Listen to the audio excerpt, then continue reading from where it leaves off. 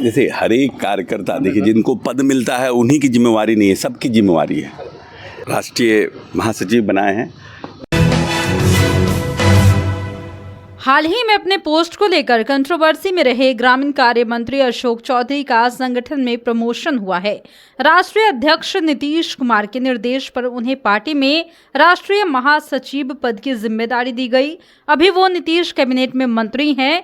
वो संगठन में पहले से ही झारखंड के प्रभारी की जिम्मेदारी निभा रहे हैं।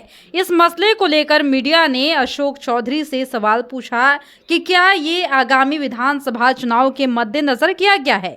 इस पर अशोक चौधरी ने क्या कहा है वो आप सुनिए। पार्टी नेता का प्यार है, स्नेह है, और हम समझते हैं कि जब हम कांग्रेस पार्टी से यहाँ आए थे तो 2020 में माननीय नेता ने न सिर्फ कार्यकारी अध्यक्ष पार्टी का बनाया, फिर चुनाव के बाद विभिन्न जगहों पर जिम्मेवारी भी दी, महत्वपूर्ण काम की जिम्मेवारी भी दी, विभिन्न चुनावों में भेजने का काम भी किया, और फिर राष्ट्रीय महासचिव बनाए हैं। मेरा प्रयास होगा कि माननीय नेता का जो उम्मीद है, माननीय नेता का जो जिस भाव से उन्होंने हम बनाया है, उस पे हम अपना खड़ा उतरने का प्रयास करें। क्या लगता है ट्वीट का तो असर तो नहीं दिख रहा है?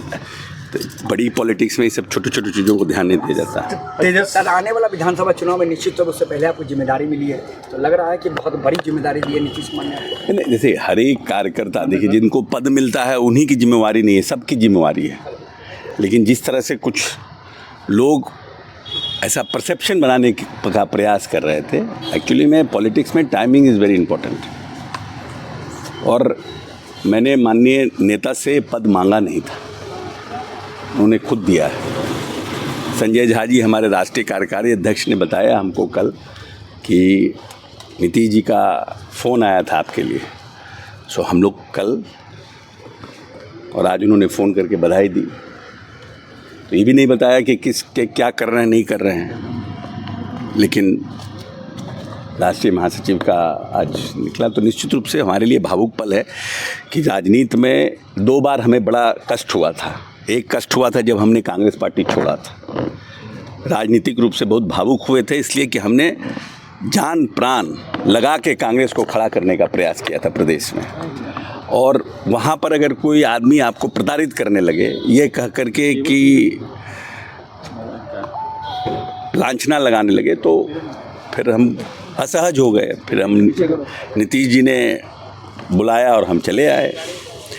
और दूसरी बार अभी हमें लगा कि हमको लोग घेरने का प्रयास कर रहा है, तो ठीक है, समय आता है। कभी आदमी जीवन में, हम यही जानते हैं कि प्यार करना है तो माता पिता से करो, महादेव से करो। सम्मान करना है तो अपने नेता करो, आदर उनका करो। बाकी से कोई मतलब नहीं है, बाकी कोई कुछ बोले उससे कोई फ़र्क नहीं पड़ता। और हमको लगता है कि हमको उसका रिटर्न मिला। आपको राष्ट्रीय स्तर पर पहुंच गया है, झारखंड में चुनाव भी है, तो झारखंड में कितनी सीटों पे चुनाव? एक निर्णय हमारे राष्ट्रीय अध्यक्ष, राष्ट्रीय कार्यकारी अध्यक्ष करेंगे। हमने पहले भी कहा है, हमारे भारतीय जनता पार्टी और एनडीए के गठबंधन से बातचीत चल रही है, बातचीत सकारात्मक है। हमारे राष्ट्रीय कार्यकारी अध्यक्ष श्री संजय झा जी लगातार संपर्क में है।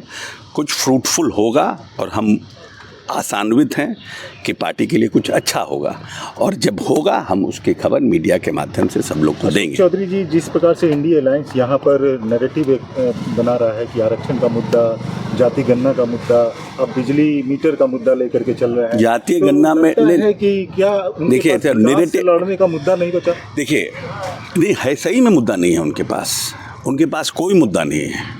और उनका रिजल्ट आने वाले समय में, मैं दावा के साथ कह रहा हूँ, इसलिए नहीं कि मैं राष्ट्रीय महामंत्री बना हूँ, मैं पहले से कह रहा हूँ कि 2010 से भी खराब स्थिति आरजेडी की, गठबंधन की इस प्रदेश में आने वाले चुनाव में होगी। बिहार में कास्ट पॉलिटिक्स भी हो रहे हैं, अब सीधे आमने सामने शब्दों का उच्चारण जो हो रहा है, वो जीतन राम मांझी ने कहा कि आप गरेड़िया नहीं, उन्होंने कहा कि आप मुसहर है। क्या लगता है कि नहीं, देखिए, अब है क्या कि आप जीतन राम मांझी को इसलिए टारगेट करिएगा कि वो मुसहर बिरादरी से आते हैं। ये तो गलत है ना भाई। आप इतने बड़े नेता हैं, आपको लोग सामाजिक न्याय का पुरोधा मानता है, और आप एक दलित नेता को इसलिए ये जात से करिएगा सम्मानित, क्या आप मुसहर हैं? तो उनका जवाब तो देगा। आज का अब दलित उस स्थिति में थोड़ी है कि आप उसके पछुआ में झाड़ू बांध के उसको बांध करके आप घुमाइएगा। आज वो दलित उस स्थिति में नहीं है। अगर आप उस तरह से बात करिएगा तो दलित भी आपको उसी तरह से जवाब देगा। तो जीतन राम मांझी ने उसी भाषा में जवाब दे दिया। आप अगर नीचे स्तर गिराइएगा तो अगला क्या करेगा?